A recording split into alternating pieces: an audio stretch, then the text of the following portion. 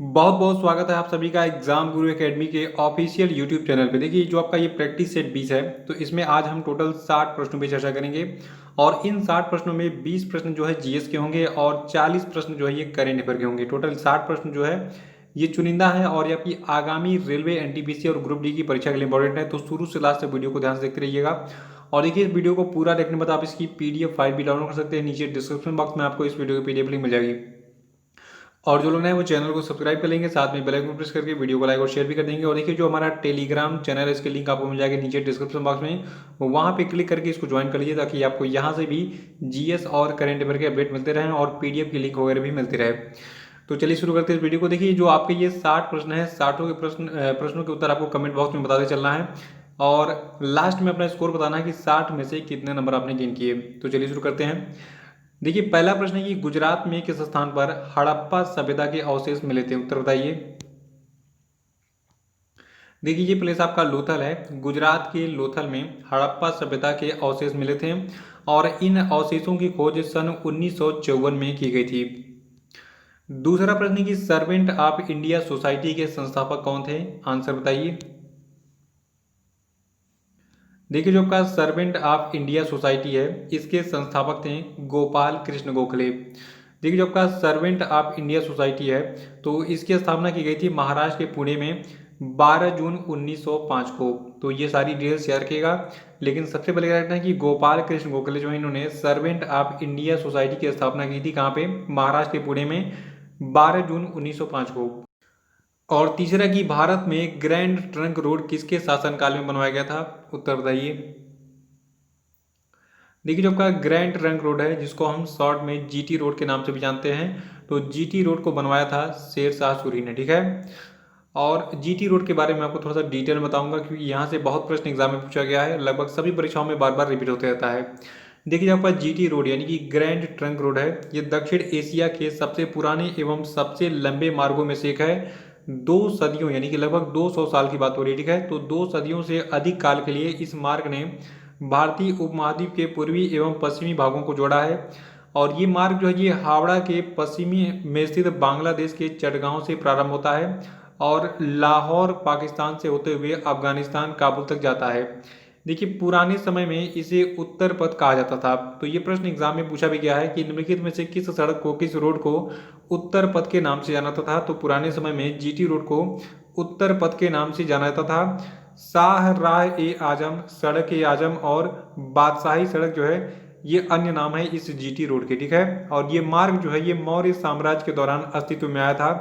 यानी कि जो आपका जीटी रोड है ये मौर्य साम्राज्य के दौरान जो अस्तित्व में आया था और इसका फैलाव गंगा के मुंह से होकर साम्राज्य के उत्तरी पश्चिमी सीमा तक करता था।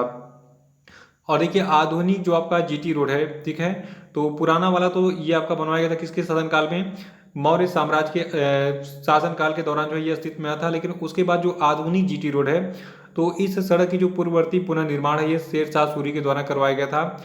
और ये सड़क जो है इसका काफ़ी हिस्सा 1833 से 1860 के बीच में ब्रिटिशों के द्वारा उन्नत बनाया गया था। देखिए एग्जाम में अगर प्रश्न पूछा था कि जीटी रोड का पुनः निर्माण किसने कराया तो ये शेर शाह सूरी आंसर होगा। लेकिन इसको सबसे पहले किसने बनवाया था, मौर्य साम्राज्य के जो शासक थे, ठीक है, उनके समय में जीटी रोड अस्तित्व में आया था। लेकिन बाद में ये टूटते गया, फिर बाद में इसका पुनर्निर्माण किसने कराया, शेर शाह सूरी ने। तो ये इतिहास है जीटी रोड का। उम्मीद करता हूँ आपको ये वीडियो अच्छा लग रहा होगा, तो वीडियो को लाइक करना मत भूलिएगा। इसको लाइक कर दीजिए, फिर आगे बढ़ते हैं। चौथा प्रश्न है कि जैन साहित्य को क्या कहा जाता है। उत्तर बताइए।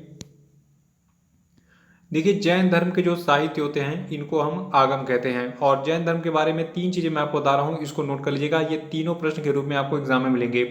सबसे पहले एग्जाम में ये पूछा था कि जैन धर्म में कितने तीर्थकर हुए, तो टोटल 24 तीर्थकर जो है जैन धर्म में हुए। और ऋषभ देव जो है इन्हें आदिनाथ के नाम से जाना जाता था, ये पहले तीर्थकर थे जैन धर्म के। और 24वें तीर्थकर थे वर्धमान महावीर। ठीक है, इन्हें वर्धमान, सन्मति वीर या फिर अति वीर भी कहा जाता था। तो ये 3 चीज़ें आपको इधर याद रखनी है। और एक चीज़ यहाँ पे दिया है मैंने, जो जैन साहित्य को आगम कहा जाता है इसको याद रखिएगा। तो याद रखिएगा कि जैन साहित्य को आगम कहा जाता है। इसमें टोटल 24 तीर्थकर हुए हैं। इसके पहले तीर्थकर ऋषभ देव थे, 24वें आपके रहे वर्धमान महावीर। और पांचवा प्रश्न है कि हुमायूं नामा किसने लिखा था। उत्तर बताइए फटाफट। बहुत अच्छा आप लोग बता रहे हो उत्तर। देखिए हुमायूं नामा जो है इसको लिखा था गुलबदन बेगम ने। ठीक है। तो हुमायूं नामा को गुलबदन बेगम ने लिखा था। और छठा प्रश्न है कि किसने कहा था स्वराज मेरा जन्मसिद्ध अधिकार है और मैं इसे लेकर रहूंगा? उत्तर बताइए। देखिए ये वक्तव्य आपका है बाल गंगाधर तिलक का, ठीक है।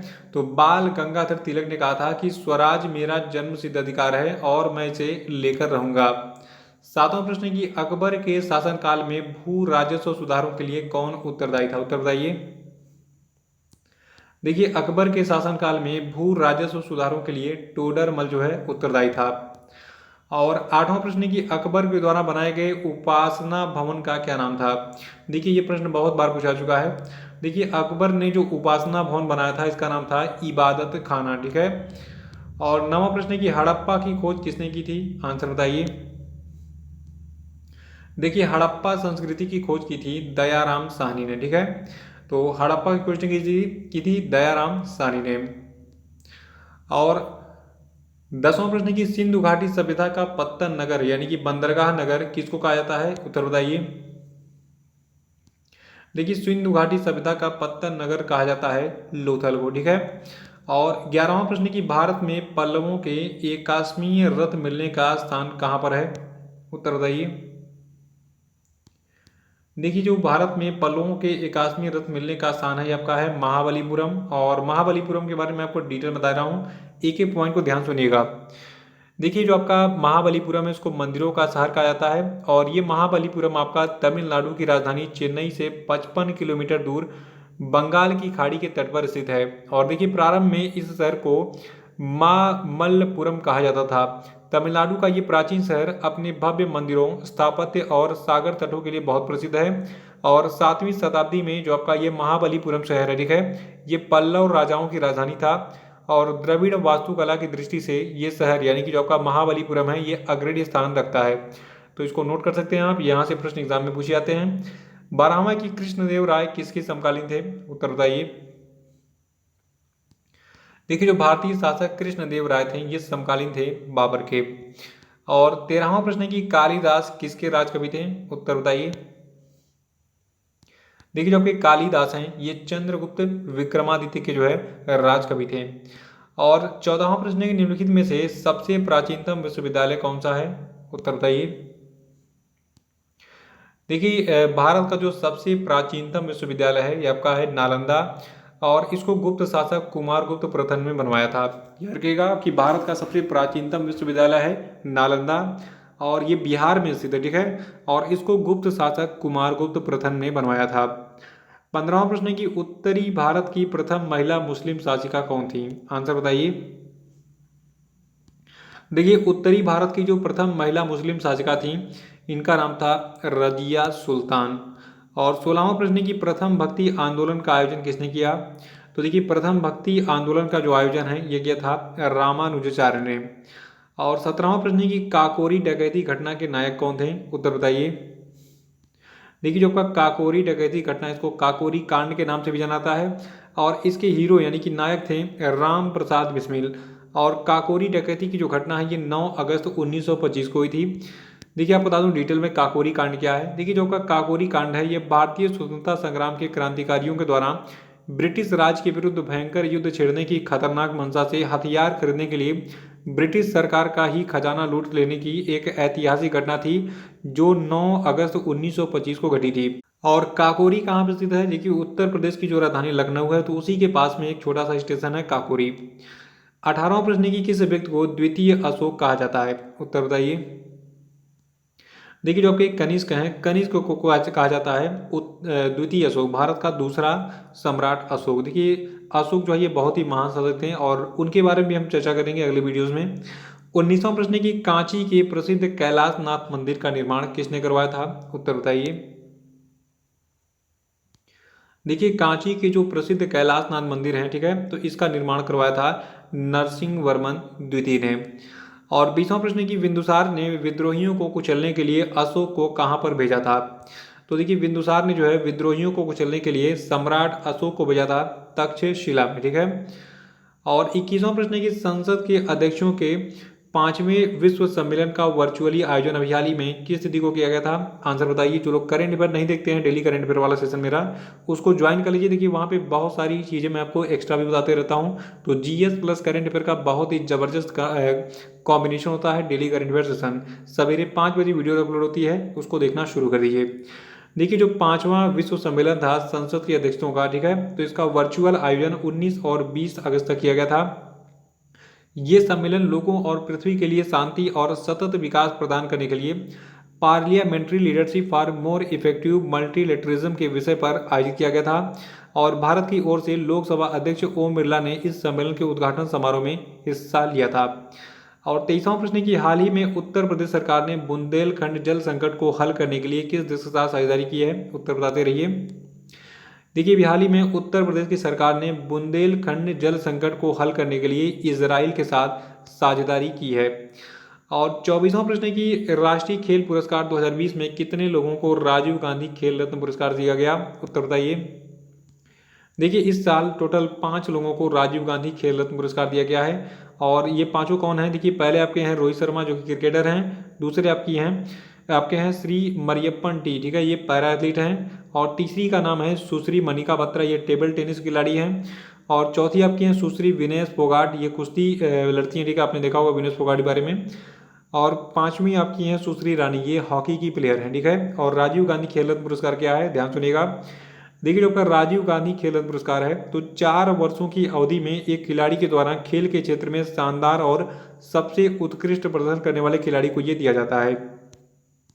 और देखिए जो आपका ये राष्ट्रीय खेल पुरस्कार 2020 तारीख है, तो इसकी मैंने पूरी लिस्ट बना दी है इस पीडीएफ में, और आप केवल इसका स्क्रीनशॉट लेते जाएंगे किनको किनको ये दिया गया। देखिए सबसे पहले आपको बता दूं अर्जुन पुरस्कार क्या है। देखिए अर्जुन पुरस्कार खेल में लगातार 4 वर्षों के उत्कृष्ट प्रदर्शन के लिए दिया जाता है। और इस साल किसको किसको दिया गया अर्जुन पुरस्कार? लिस्ट लंबी है और ध्यान सुनिएगा। देखिए श्री अतनु दास को, श्री दुती चंद को, श्री सात्विक साईराज रैंकधारी को, श्री चिराग चंद्रशेखर शेट्टी को, श्री विशेष भृगुवंशी को, सूबेदार मनीष कौशिक, सुश्री लोवनीला बोरगोहिन को, और श्री ईशांत शर्मा को, सुश्री दीप्ति शर्मा को, श्री सावंत अजय अनंत को, श्री संदेश झिंगन को, और सुश्री अदिति अशोक को, और श्री आकाशदीप सिंह को जो है दिया गया पुरस्कार। और अगला लिस्ट में नाम है सुश्री दीपिका का। दीपिका जो है ये हॉकी प्लेयर हैं, इनको, और श्री दीपक को, श्री काले सारिका सुधाकर को, श्री दत्तू बबन भोकानल को, सुश्री मनु भाकर को, सौरभ चौधरी को, मधुरिका सुहास पाटगाकर को, और श्री दिविज शरण को, श्री शिव केशवन को, सुश्री दिव्या काकरन को, और श्री राहुल अवेरे को, और श्री सुयश नारायण जाधव को, और श्री संदीप और श्री मनीष नरवाल को ये पुरस्कार इस साल दिया गया है। और इस साल टोटल इस लिस्ट में 47 लोगों का नाम शामिल है। अगर एग्जाम में पूछा जाए कि 2020 में कितने लोगों को जो है 27 लोगों मतलब टोटल अर्जुन पुरस्कार दिया गया, तो टोटल 27 लोगों को जो है इस साल अर्जुन पुरस्कार दिया गया, ठीक है। तो 27 लोगों इस लिस्ट में हैं। देखिए इसका स्क्रीनशॉट आप ले सकते हैं, ले लीजिए। और ये अगला पेज है। और नेक्स्ट आपका है राष्ट्रीय खेल पुरस्कारों में द्रोणाचार्य पुरस्कार। देखिए द्रोणाचार्य पुरस्कार जो है ये 2 श्रेणियों में देता है, लाइफ टाइम अचीवमेंट श्रेणी और नियमित श्रेणी। और ये पुरस्कार जो है प्रतिष्ठित अंतर्राष्ट्रीय खेल आयोजनों में पदक विजेता तैयार करने वाले जितने भी कोच होते हैं उनको दिया जाता है। तो लाइफ टाइम श्रेणी में द्रोणाचार्य पुरस्कार दिया गया श्री धर्मेंद्र तिवारी, श्री पुरुषोत्तम राय, श्री शिव सिंह, श्री सोमेश पठानिया, श्री कृष्ण कुमार हुड्डा, श्री विजय भालचंद्र मुनीश्वर, और श्री नरेश कुमार, श्री ओम प्रकाश दहिया को। और नियमित श्रेणी में टोटल 5 लोगों को दिया गया है द्रोणाचार्य पुरस्कार। ये व्यक्ति आपके हैं श्री जूड फेलिक्स सेबेस्टियन, श्री योगेश मालवी, श्री जसपाल राणा, श्री कुलदीप सिंह हांडू, और श्री गौरव खन्ना। इस पेज का स्क्रीनशॉट लीजिए, इनके नाम नोट कर लीजिएगा। और देखिए अगला राष्ट्रीय खेल पुरस्कारों में पुरस्कार है ध्यानचंद पुरस्कार। ये पुरस्कार खेलों के विकास में आजीवन योगदान देने के लिए दिया जाता है। और देखिए इस साल टोटल 15 लोगों को ये पुरस्कार दिया गया है। इसकी लिस्ट आपको सामने दिख रही है, स्क्रीनशॉट ले लीजिए। बाकी मैं आपको नाम बता देता हूँ पढ़ के। देखिए ये खिलाड़ी आपके हैं कुलदीप सिंह बुल्लर, और सुश्री जिंसी फिलिप्स, प्रदीप कृष्ण गांधे, सुश्री दृप्ति मुरगंडे, और सुश्री एन ऊषा, श्री लाख सिंह, श्री सुखविंदर सिंह संधू, श्री अजीत सिंह, श्री मनप्रीत सिंह, श्री जे रंजीत कुमार, सत्यप्रकाश तिवारी, मंजीत सिंह, स्वर्गीय श्री सचिन नाग, और श्री नंदन पी बल, और श्री नेत्रपाल हुड्डा, ठीक है। तो इन सबको ध्यानचंद पुरस्कार दिए गए इस साल। नेक्स्ट आपका है राष्ट्रीय खेल प्रोत्साहन पुरस्कार। देखिए इन सभी विनर्स का नाम एग्जाम में पूछा जाता है, तो ये सारे डाटा नोट करते रहिएगा। देखिए, जो आपका राष्ट्रीय खेल प्रोत्साहन पुरस्कार है, ये पुरस्कार कारपोरेट संस्थाओं और इन कारपोरेट संस्थाओं में निजी और सार्वजनिक दोनों क्षेत्र के हैं, ठीक है। और ऐसे व्यक्तियों को दिया जाता है जिन्होंने खेल को बढ़ावा देने और उसके विकास में एक महत्वपूर्ण भूमिका निभाई है।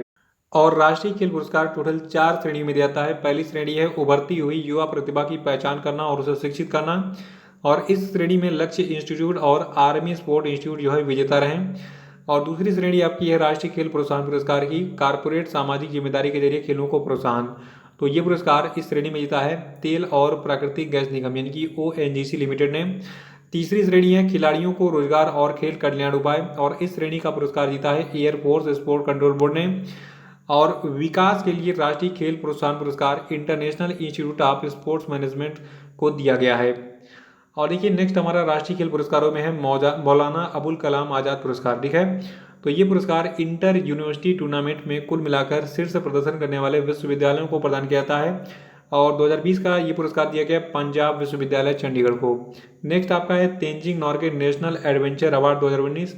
तो देखिए ये जो है भारत के लोगों के बीच में रोमांच की भावना को मान्यता देने के लिए प्रदान किया जाता है। और इस साल के Tenzing Norgay national adventure award 2019 की जो विजेता रही हैं, इनका नाम क्या है। देखिए पहले आपके हैं सुश्री अनीता देवी, लैंड एडवेंचर के लिए इनको दिया गया है। कर्नल सरफराज सिंह, श्री टका तामूद और श्री नरेंद्र सिंह, श्री केवल हिरेन कक्का, श्री सत्येंद्र सिंह और श्री गजानंद यादव, स्वर्गीय श्री मगन बिस्सा को जो है इस साल का Tenzing Norgay national adventure award दिया गया है। 25वां प्रश्न की वर्ल्ड स्नूकर चैंपियनशिप 2020 किसने जीता, उत्तर बताइए। देखिए 2020 का जो आपका वर्ल्ड स्नूकर चैंपियनशिप है, इसको रानी ओसू लीवान ने जीता है। और जो आपके रानी ओसू लीवान है, ये पुरुष है, नाम से रानी लग रहा है, ठीक है, और रोनी लिखा हुआ है दरअसल वो। 26वां प्रश्न है कि हाल ही में भारतीय तटरक्षक बल ने किस स्थान पर एक इंटरसेप्टर नाव ICGS C454 का जलावतरण किया, जल्दी उत्तर बताइए। देखिए आप उत्तर बताते रहिए दनादन, मैं आपको दनादन सारे क्वेश्चन कराते जा रहा हूँ, बार बार मैं आपको कहूंगा नहीं, उत्तर बताइए, आप बताते चलिएगा, ठीक है। देखिए अभी हाल ही में गुजरात के सूरत में जो है एक इंटरसेप्टर नाव ICGS C454 का जलावतरण किया गया इंडियन कोस्ट गार्ड यानी कि भारतीय तटरक्षक बल के द्वारा। 27वां की हाल ही में गोपाल स्वामी अय्यर कस्तूरी रंगन का निधन हो गया, ये क्या थे। तो देखिए आपके गोपाल स्वामी अय्यर कस्तूरी रंगन है, ये भारत के पूर्व क्रिकेटर रह चुके थे। उनका जन्म 12 अक्टूबर 1930 को तमिलनाडु के चेन्नई में हुआ था। 28वां की टोक्यो ओलंपिक में भारतीय टीम का स्पॉन्सर कौन होगा, ये प्रश्न आपको हर हालत में पता होना चाहिए। देखिए टोक्यो ओलंपिक में भारतीय टीम का स्पॉन्सर होगा आइनॉक्स ग्रुप। देखिए जो आपका टोक्यो ओलंपिक है, ये 2020 में आयोजित होने वाला था, लेकिन 2020 में इसको कोरोना के कारण नहीं आयोजित किया गया। ये अब 2021 में आयोजित होगा, 23 जुलाई 2021 से 8 अगस्त 2021 तक। लोकेशन वही रहेगा, जापान की राजधानी टोक्यो, और लगभग इसमें 206 देश जो है भाग ले सकते हैं। 29वां प्रश्न की हाल ही में किस देश ने अपनी स्थानीय रूप से निर्मित बैलिस्टिक मिसाइल शहीद कासिम सुलेमानी को लॉन्च किया। तो देखिए इस शहीद कासिम सुलेमानी नामक बैलिस्टिक मिसाइल को लॉन्च किया है ईरान की सरकार ने, ठीक है। और 30वां प्रश्न की हाल ही में भारत के किस अंतरिक्ष मिशन ने चंद्रमा की कक्षा में 1 साल पूरा किया। तो देखिए भारत का ये अंतरिक्ष मिशन आपका है चंद्रयान 2, इसने चंद्रमा की कक्षा में वैली में 1 साल पूरा कर लिया है। 31वां की हाल ही में किस व्यक्ति को इथियोपिया संघीय लोकतांत्रिक गणराज्य में भारत के अगले राजदूत के रूप में नियुक्त किया गया है। तो देखिए ये व्यक्ति आपके हैं श्री रॉबर्ट सेटकिनटोंग, ठीक है, इनको भी हाल ही में इथियोपिया संघीय लोकतांत्रिक गणराज्य में भारत का नया राजदूत बनाया गया है। और 32वां प्रश्न की आपसी हित के मामलों पर चर्चा करने और सहयोग को आगे बढ़ाने के लिए भारत के विदेश सचिव श्री हर्षवर्धन श्रृंगला जो है ये 18 और 19 अगस्त 2020 तक किस देश की यात्रा पर थे। देखिए ये रिसेंटली घटनाएं हैं और आगामी जितनी परीक्षाएं लगेंगी सब में पूछी जाएंगी, तो मैंने इसलिए आपको इसको इंक्लूड करके इसमें बता दिया। देखिए वर्तमान में जो भारत के विदेश सचिव हैं श्री हर्षवर्धन श्रृंगला, तो ये 18 और 19 अगस्त 2020 तक बांग्लादेश की यात्रा पर थे। 33वां प्रश्न की हाल ही में भारतीय रेलवे के किस जोन ने रोल ऑन रोल ऑफ सेवा का ट्रायल रन पूरा किया, उत्तर बताइए। देखिए भारतीय रेलवे का जोन है दक्षिण रेलवे जोन, इसने हाल ही में रोल ऑन रोल ऑफ सेवा का ट्रायल रन शुरू किया है। देखिए जो आपका दक्षिणी रेलवे जोन है, इसने हाल ही में पलक्कड़ डिवीजन के टोकूर सोरानूर खंड में इस रोल ऑन रोल ऑफ सेवा को शुरू किया है। और एक खास बात, आप रेलवे का एग्जाम देने जा रहे हैं तो आपको पता होना चाहिए कि जो आपका दक्षिणी रेलवे जोन है यानी कि साउदर्न रेलवे है, इसका मुख्यालय चेन्नई में स्थित है। 34वां प्रश्न कि हाल ही में किस राज्य में भारत के सबसे लंबे नदी रोपवे का उद्घाटन किया गया। तो देखिए ये राज्य आपका असम है। यहाँ पर भारत के सबसे लंबे नदी रोपवे का हाल ही में उद्घाटन किया गया और इस रोपवे यानी कि रस्सी वाले वे का टोटल लंबाई है 1.8 किलोमीटर, जो कि ब्रह्मपुत्र नदी पर गुवाहाटी और उत्तरी गुवाहाटी को आपस में जोड़ता है। 35वां प्रश्न कि किस राज्य सरकार ने जनजातीय बच्चों को उनकी मातृभाषा में पढ़ाने के लिए नमत बसई कार्यक्रम चलाया। तो देखिए जो का ये नमत बसई कार्यक्रम है इसको केरल की सरकार ने चलाया है जनजातीय बच्चों को उनकी मातृभाषा में पढ़ाने के लिए। 36वां कि तेंजिंग नोरगे राष्ट्रीय साहसिक पुरस्कार 2019 किसे दिया गया। देखिए 2019 का पुरस्कार लेकिन 20 में दिया गया है और ये पुरस्कार विंग कमांडर गजानंद यादव को दिया गया है। गजानंद यादव जो ये पैराशूट जंप प्रशिक्षक हैं और ये जो है इंडियन एयरफोर्स की स्काई डाइविंग टीम आकाश गंगा के सदस्य भी हैं। कौन? Wing commander Gajanand Yadav. और 37वां प्रश्न की कौन सा देश जैविक खेती करने वाले किसानों की संख्या के मामले में पहले स्थान पर है पूरी दुनिया में। इसका नाम बताइए देश का। देखिए भारत जो है ये जैविक खेती करने वाले किसानों की संख्या के मामले में पूरी दुनिया में नंबर 1 है। और कुछ आंकड़े और भी हैं मेरे पास। देखिए भारत को जैविक किसानों के मामले में पहले स्थान पर रखा गया है और जैविक खेती के तहत क्षेत्र के लिए नॉर्वे पहले स्थान पर है। ठीक है, यानी कि सबसे ज़्यादा एरिया में नॉर्वे जैविक खेती करता है, लेकिन किसानों की संख्या की बात करें तो भारत में सबसे ज़्यादा जैविक खेती करने वाले किसान है। और देखिए भारत का जो सिक्किम राज्य है ये पूरी तरीके से जैविक बनने वाला दुनिया का पहला राज्य बन गया है। ये प्रश्न एग्जाम में अब तक बहुत बार पूछा चुका है कि भारत का पहला जैविक राज्य कौन सा है, तो ये आपका है सिक्किम। ठीक है, और ये दुनिया का पहला राज्य भी है जैविक 100% जैविक खेती करने वाला। 38वां प्रश्न है कि दिल्ली अल्पसंख्यक आयोग का चेयरमैन किसे नियुक्त किया गया है। आंसर बताते रहिए। देखिए जो आपका दिल्ली अल्पसंख्यक आयोग है इसके चेयरमैन जाकिर खान बनाए गए हैं। 39वां प्रश्न है कि who painted my lust red पुस्तक को किसने लिखा है। तो देखिए who painted my lust red पुस्तक को लिखा है श्री अय्यर ने। 40वां कि हाल ही में किस देश ने अपने गोफेन 9 सीरीज के 5वें पृथ्वी अवलोकन उपग्रह को लॉन्च किया। तो देखिए ये देश आपका चीन है। इसने भी हाल ही में गोफेन 9 सीरीज के अपने 5वें पृथ्वी अवलोकन उपग्रह को लॉन्च किया था। आंसर बताते रहिएगा। ठीक है, 41वां है कि किस गोल्फर ने महिला ब्रिटिश ओपन 2020 का खिताब जीत लिया है। तो देखिए महिला ये गोल्फर आपकी हैं सोफिया पोपो। ठीक है, सोफिया पोपो जो है ये आपकी जर्मनी की गोल्फर, इन्होंने भी हाल ही में महिला ब्रिटिश ओपन 2020 का खिताब जीता। 42वां की यूफा चैंपियंस लीग 2019-20 का खिताब किसने जीता। तो देखिए यूफा चैंपियंस लीग 2019-20 का खिताब जीता बायर्न म्यूनिख ने। देखिए जो कि बायर्न म्यूनिख है ये जर्मनी का पेशेवर स्पोर्ट क्लब है और बायर्न म्यूनिख जो है पेरिस सेंट जर्मन को 1-0 से हराकर यूफा चैंपियंस लीग 2019-20 का खिताब जो है जीता था। 43वां की कौन सा राज्य मुद्रा योजना के तहत महिलाओं को ऋण देने में पहले नंबर पर है। तो देखिए ये राज्य आपका है तमिलनाडु। ठीक है, याद रखिएगा मुद्रा योजना के तहत महिलाओं को लोन यानी कि ऋण देने में सबसे पहले नंबर पर आपका है भारत का तमिलनाडु राज्य। और तमिलनाडु के बाद फिर आपका दूसरे नंबर पर पश्चिम बंगाल है और तीसरे नंबर पर आपका कर्नाटक है। 44वां प्रश्न की हाल ही में पौलोमी घटक ने किस खेल से संन्यास लेने की घोषणा की है। तो देखिए आपकी पौलोमी घटक है, इन्होंने टेबल टेनिस से भी हाल ही में संन्यास ले लिया है। 45वां की हाल ही में विश्व स्वास्थ्य संगठन ने किस महाद्वीप को जंगली पोलियो वायरस से मुक्त घोषित किया है। तो देखिए विश्व स्वास्थ्य संगठन ने भी हाल ही में अफ्रीकी महाद्वीप को जंगली पोलियो वायरस से मुक्त घोषित किया है।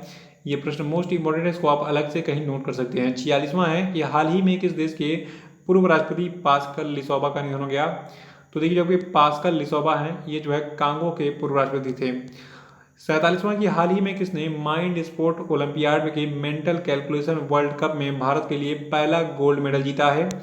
तो देखिए आपको बता दूं इनका नाम है नीलकंठ भानुप्रकाश। इन्होंने भी हाल ही में माइंड स्पोर्ट ओलंपियाड के मेंटल कैलकुलेशन वर्ल्ड कप में भारत के लिए पहला गोल्ड मेडल जीता यानी कि स्वर्ण पदक जीता। 48वां की छत्तीसगढ़ का कौन सा जिला फरवरी से जून 2020 की अवधि के दौरान नीति आयोग के आकांक्षी जिलों की सूची में पहले स्थान पर रहा। तो देखिए फरवरी से जून 2020 की अवधि के दौरान जो आपका छत्तीसगढ़ राज्य का बीजापुर जिला है, ठीक है, ये नीति आयोग के आकांक्षी जिलों की सूची में पहले स्थान पर रहा। और यही आकांक्षी जिलों की सूची में जो आपका मेघालय का रिभोई है और उत्तर प्रदेश का बहराइच है ये क्रमशः दूसरे और तीसरे स्थान पर रहे थे। 49वां प्रश्न की हाल ही में किस भारतीय मूल के राजनेता को सिंगापुर के इतिहास में पहली बार विपक्ष का नेता नामित किया गया था। तो देखिए ये भारतीय मूल की राजनेता आपकी हैं प्रीतम सिंह, ठीक है। इनको अभी हाल ही में सिंगापुर के इतिहास में पहली बार विपक्ष का नेता नामित किया गया है। 50वां की नासा ने हाल ही में मंगल ग्रह पर अध्ययन करने के लिए किस मिशन को लॉन्च किया है? तो देखिए नासा ने भी हाल ही में मंगल ग्रह पर अध्ययन करने के लिए मार्च 2020 मिशन को लॉन्च किया। 51वां प्रश्न है कि मानव तस्करी के खिलाफ विश्व दिवस यानी कि world day against trafficking in persons किस दिन मनाता है? तो देखिए मानव तस्करी के खिलाफ विश्व दिवस मनाता है 30 जुलाई को। और 2020 के मानव तस्करी के खिलाफ विश्व दिवस की थीम है committed to the cause working on the front line to end human trafficking. उत्तर बताते रहिएगा, ठीक है, इससे प्रैक्टिस होते रहेगा। 52वां की विश्व जल सप्ताह 2020 घर पर यानी कि WW वीक यानी कि world water week at home कब से कब तक मनाया गया? तो देखिए आपका ये WW वीक एट होम है, ये आपका 24 अगस्त से 28 अगस्त 2020 तक मनाया गया है। विश्व जल सप्ताह 2020 का मुख्य विषय आपका रहा water and climate change accelerating action. 53वां है कि नीति आयोग के निर्यात तत्परता सूचकांक 2020 में किस राज्य को पहला स्थान प्राप्त हुआ है? तो देखिए नीति आयोग के निर्यात तत्परता सूचकांक 2020 में गुजरात को पहला स्थान प्राप्त हुआ है। देखिए निर्यात तत्परता सूचकांक 2020 में तटीय राज्य गुजरात पहले स्थान पर है, जबकि महाराष्ट्र का दूसरा और तमिलनाडु का तीसरा स्थान है, और इसके बाद फिर आपका उड़ीसा और कर्नाटक और केरल है। देखिए कैटेगरी बनाई गई है, ठीक है, तटीय राज्यों की यह श्रेणी थी जिसमें आपका गुजरात पहले स्थान पर है। और भूमि से घिरे राज्यों में राजस्थान को का प्रदर्शन सबसे बेस्ट रहा है, और इसके बाद फिर तेलंगाना दूसरे और हरियाणा तीसरे स्थान पर रहा। और देखिए हिमालयी राज्यों की बात करें तो इस इंडेक्स में उत्तराखंड हिमालयी राज्यों में पहले स्थान पर रहा, और दूसरे स्थान पर त्रिपुरा, तीसरे स्थान पर आपका हिमाचल प्रदेश रहा। और केंद्र शासित प्रदेशों की कैटेगरी में दिल्ली का प्रदर्शन सबसे बेस्ट रहा, इसके बाद दूसरे नंबर पर गोवा और तीसरे नंबर पर चंडीगढ़ रहा। और इस रिपोर्ट में एक खास बात कही गई कि छत्तीसगढ़ और झारखंड दो ऐसे मैदानी राज्य हैं जिन्होंने निर्यात को बढ़ावा देने के लिए कई तरह के कदम उठाए हैं। और नीति आयोग की रिपोर्ट में ये कहा गया है कि समान सामाजिक आर्थिक चुनौतियों का सामना कर रहे राज्य छत्तीसगढ़ और झारखंड इस तरह का कदम उठा सकते हैं, ठीक है।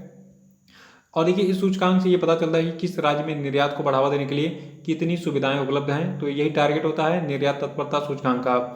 और नीति आयोग जिसने ये सूचकांक जारी किया है इसके बारे में जान लीजिए। देखिए नीति आयोग की स्थापना 1 जनवरी 2015 को की गई थी, ये प्रश्न पूछा गया है बार बार, तो इसको याद रखिएगा। नीति आयोग की स्थापना 1 जनवरी 2015 की गई थी, और इसको योजना आयोग की जगह पर लाया गया था।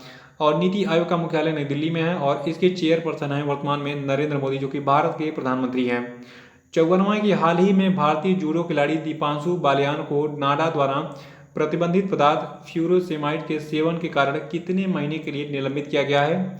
तो देखिए दीपांशु बालियान जो कि भारतीय जूडो खिलाड़ी हैं, इनको जो है एक प्रतिबंधित पदार्थ फ्यूरोसेमाइड के सेवन के कारण 22 महीनों के लिए प्रतिबंधित किया गया।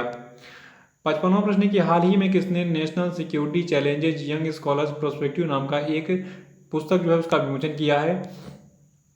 तो देखिए इस पुस्तक का विमोचन मनोज मुकुंद नरवाणे ने किया है, जो कि भारतीय सेना के चीफ हैं वर्तमान में। 56वां निम्नलिखित में से कौन 200 अरब डॉलर की संपत्ति वाले विश्व के पहले व्यक्ति बन गए हैं? तो देखिए जो आपकी जेफ बेजोस हैं, जो कि अमेजॉन के संस्थापक हैं, तो ये दुनिया के पहले ऐसे व्यक्ति बन गए हैं जिनकी संपत्ति 200 अरब डॉलर पहुंच गई है, और ये वर्तमान में दुनिया के सबसे अमीर व्यक्ति भी हैं। 57वां की साल 2020 का इंटरनेशनल बुकर पुरस्कार किसने जीता? तो देखिए 2020 का इंटरनेशनल बुकर पुरस्कार जीता है मैरी के लुकास रिजनेवेल्ड ने। और आपको बता दूं जो आपकी मैरी के लुकास रिजनेवेल्ड हैं ये डच लेखक हैं, और जो आपकी मैरी के लुकास रिजनेवेल्ड हैं इन्होंने अपने पहले उपन्यास द डिसकम्फर्ट ऑफ इवनिंग के लिए ये इंटरनेशनल बुकर पुरस्कार 2020 जीता है। और ये सबसे इंपॉर्टेंट पुरस्कारों में से एक होता है जो एग्जाम में पूछा जाता है। तो अगर एग्जाम में पूछा जाए कि 2020 का इंटरनेशनल बुकर पुरस्कार किसने जीता, इसको जीता मैरी के लुकास रिजनेवेल्ड ने। 58वां प्रश्न है कि हर साल किस तिथि को राष्ट्रीय खेल दिवस के रूप में मनाया जाता है? तो देखिए हर साल 29 अगस्त को मनाते हैं राष्ट्रीय खेल दिवस। देखिए 29 अगस्त को जो है भारतीय हॉकी टीम के स्टार रहे मेजर ध्यानचंद की जयंती पड़ती है, और इसीलिए जो है 29 अगस्त को ही राष्ट्रीय खेल दिवस के रूप में मनाते हैं। और जो पहला राष्ट्रीय खेल दिवस है देखिए ये 29 अगस्त 2012 को मनाया गया था। देखिए मेजर ध्यानचंद को हम कहते हैं हॉकी का जादूगर भी। 59वां है कि T20 क्रिकेट में 500 विकेट लेने वाले पहले गेंदबाज कौन बने? उत्तर बताते रहिए। देखिए 500 विकेट लेने वाले T20 क्रिकेट में पहले गेंदबाज बन गए हैं ड्वेन ब्रावो। वेस्ट इंडीज़ के ये जो है एक ऑलराउंडर खिलाड़ी हैं ड्वेन ब्रावो, ये बॉलिंग भी करते हैं बैटिंग भी करते हैं, और ये अभी हाल ही में T20 क्रिकेट के इतिहास में 500 विकेट लेने वाले दुनिया के पहले गेंदबाज बन गए।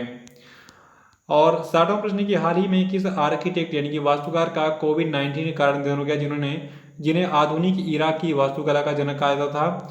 तो देखिए ये आर्किटेक्ट थे आपके रिफत चदिरजी, इनको जो है कहा जाता था आधुनिक इराक का वास्तुकला का जनक। ठीक है, तो ये आपके 60 प्रश्न पूरे हो गए। कैसा लगा आपको ये वीडियो कमेंट बॉक्स में बताइए, और 60 में से कितने प्रश्न आपने सही किए हैं। अगर आपके कम हो रहे हैं ज़्यादा तो आप एक बार फिर से वीडियो को देख रिवाइज कर डालिएगा, आपका निश्चित रूप से 60 में से 60 सही हो जाएगा और अगले रेलवे एनटीपीसी और ग्रुप डी की एग्जाम में आप फिर तबाही मचा सकेंगे। ठीक है, तो तैयारी पूरी होनी चाहिए किसी भी लड़ाई को लड़ने से पहले। तो मेरी बहुत बहुत शुभकामनाएं आपको आगामी परीक्षा के लिए, और मिलते हैं जल्दी प्रैक्टिस सेट 21 में। तो इसी के साथ जय हिंद जय भारत।